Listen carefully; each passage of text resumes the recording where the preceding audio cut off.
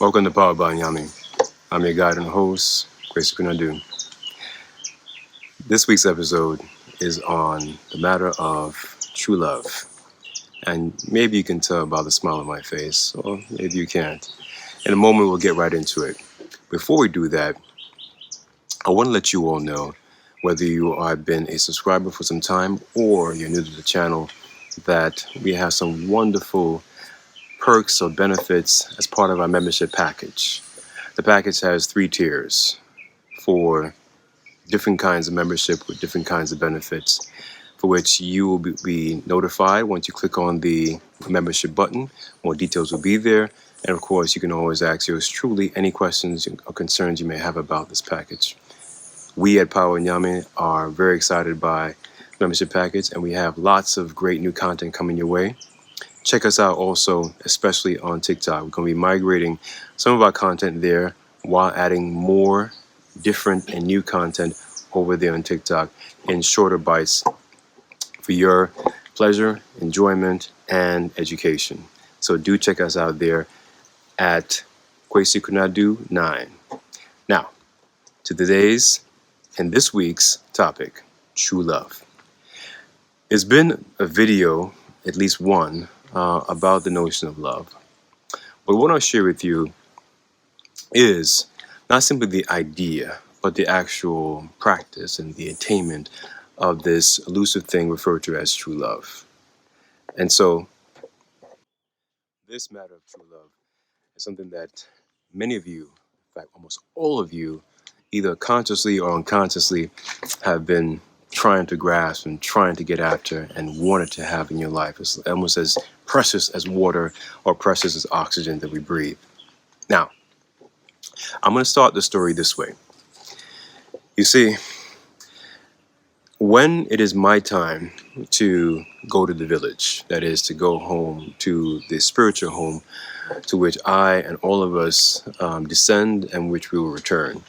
When it's my time to return home, when my number is called, as it were, and I return back to the village, and I am facing my elders, meaning the ancient ancestors, spiritual forces, Nyame, etc., they're going to ask me one essential question. And that question is, what did you learn in your human experience, in that journey on that piece of rock called planet Earth? And I'm going to tell them, I learned true love. What it is, how it came to be. Simple as that. It won't be anything about my statuses, my degrees, my profession, accomplishments, how many books written. None of those things will be important to me. Perhaps to somebody else, but not to me. My response is going to be that straightforward, that direct, that simple. Because this is what I have gleaned, or at least interpreted as my purpose while I'm here. Yes, I have other things I'm going to accomplish while I'm here, but that lesson, when they ask me, what did you learn? Which is to say that our human experience is really about a learning process. And some of us will go home and will have very superficial, if anything, of substance to say about what they learned. They'll say what they attained, what they gained, what they missed, what they would like to have had, what they want to do over. But the question will be, the essential question will be, what did you learn? And I would tell them, with the same smile that you see here, I learned how to love. I learned true love. Now, how did I learn this? In my 40 some odd years on this planet Earth, I didn't know, or thought I didn't know, what true love was. In fact, as my daughters know this, my running joke used to be around the house, I never want to be a sucker for love, right? Whenever I watch those romantic or semi-romantic movies, I say, he's a fool, he's a sucker for love. Or anytime there is a show or some kinds of interaction between, men and women doing their thing, I would always brush you off and say, suckers for love. And suckers for love usually always die in the movies or something horrible happened to them. So that was my way of essentially, shunning what I didn't really fully grasp. But what I came to understand is that, what I came to realize is that I always knew what love is. I knew what love is for my mother. And it wasn't a matter of inheritance or from her feeding from her breast. It was the connection, the affection, the affective part of our human beingness, our soul. You see, love pours through the pores of the soul. And when it pours through the pores of the soul, that love is authentic, genuine. It can't be performed. It can't be rehearsed. It can't be put on stage. It's either you have it or you don't. And true love is a mirror. In other words, in order to give it, you also have to see it in the person for whom you think or you believe or you know that you love. Now, I won't give too much details, but I'll give you just enough to hang on to this story or to make the story make sense to you. How did I find this true love? Well, sometimes this true love is right at home. And so my true love was in Jamaica, on the island, that piece of rock in the Caribbean Sea, which I was born. Come to find out, we both have Maroon ancestry, and we both have Akan ancestry from what is now Ghana, West Africa. More to the point, come to find out that her father and grandfather are true Maroons, like my great-great-grandmother. And what's more is that we have people in common in the same Maroon village called Akompong in the parish of St. Elizabeth, up in the deep in the mountains in the western part of the island. Now, we are not related in any way as far as I'm aware, but I want to make clear that the connections that brought about this feeling and this experience of true love was always at home.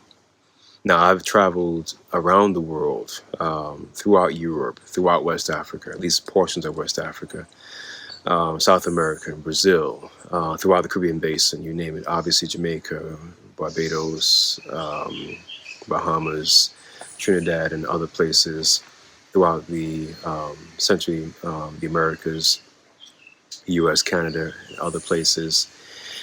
And in those travels, I did not come across what I'm experiencing now. And what's really cool about this true love is that true love doesn't exact or extort a price from you. In other words, this woman, this sister, for whom I am deeply in love with, and she deeply in love with me, wants nothing from me but to love me. She doesn't want anything. And what's really crazy, and may sound crazy, but really is not crazy if you really step back in a moment and really think about how insane what we think is love, or what comes across as love, but really is just a material grab and a status grab, is that this person wants nothing, zero. She doesn't want cars, she doesn't want houses, she doesn't want jewelry, she doesn't want handbags, she doesn't want shoes, she doesn't want money. She just wants to love me. That's it. For me. So whether I am filthy rich, whether I am dirt poor, whether I'm in between, whether I'm up and I'm down, she just wants to love me. And likewise for her. If she's down, I'm going to pick her up, scoop her up, and hold her down until we can hold each other down together. And like all couples, we have our moments, but we never let that disagreement or that argument pass a couple of minutes or even a half an hour. By then we're laughing again as if nothing happened. And that's a marker, by the way, of true love.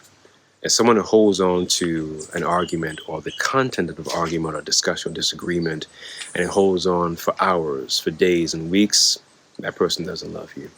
You see, love cannot allow you to stew in discord, in tension, because that discord and tension is a portal that opens up other kinds of vulnerabilities in the relation between you and that person, which of course allows for other kinds of entries that mean no good to you and your relationship.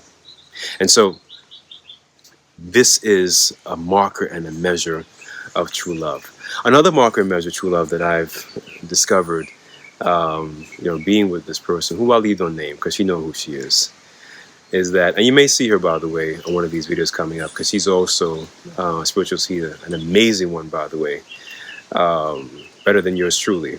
And I say that with no doubt or uncertainty or, envy, because she is truly amazing as a healer spiritualist, is that this person is also a real and true mother. I watch how she mothers, her children, our children. I watch how she works her way through, how she laughs and jokes and plays, but how she can just flip the script and put them in their place and remind them that they're children and what it is to be a child. She also lays out, what her hopes and dreams are for them, what she didn't do or was denied by her mother and others growing up, and what she wants better for her children. So, I've seen the range of her persona kind of bleed out with no apology, no sense of remorse, but a deep care and affection and honesty about who she is. Who wouldn't want to be loved by somebody like that? And likewise, I do my best to reciprocate that. And that's what makes this true love so wondrous. Now, doesn't mean that, again, it's a blanket of harmony. It means that in the circle of this true love, 85% of it, if not 90% of it, is going to be sweet. There's about 10, 12, 15% that may at times be bitter, may be harsh. And that's cool. As long as I know the scales are tipped in that way, we're going to be just fine. And that's what true love does. It does not prohibit or prevent resolve and dealing with and addressing and moving on without the feeling of winning and losing, without the feeling of holding on to information or data that you can use later on to win the next argument or the next battle, as it were. In other words, it's not a blood sport where we're taking tallies about who's winning and who's losing. Love dissolves all that, because if one loses, we all lose. And if one wins, we all win. And that's the spirit of this true love that I'm enjoying, that I'm really relishing in. And to think about it, in my previous relationship, I cared about those persons. Don't get me wrong. So I wasn't fronting or faking or pretending. But, it became very clear once I left those relations and found this true love of mine, of ours, really. It just kind of put things in perspective. And it doesn't mean that I'm bitter or angry or upset. Actually, I'm not. Because if it wasn't for me either leaving or not being wanted by those persons I was with before, I wouldn't have found her. And so shout out to them, for being who they are. And so this matter of true love is something that it is to be experienced, it is to be indulged, it is to be looked forward to, but it's also something that is closer to home than you think. So if you are looking for true love, if you are looking to seek and to find, the first thing I would suggest, from my humble position, from my humble perch, is that don't look. And that may seem oxymoronic, right? Don't look. True love will come because it is already there. What you need to do is make sure you are prepared so that when it comes, you don't miss it.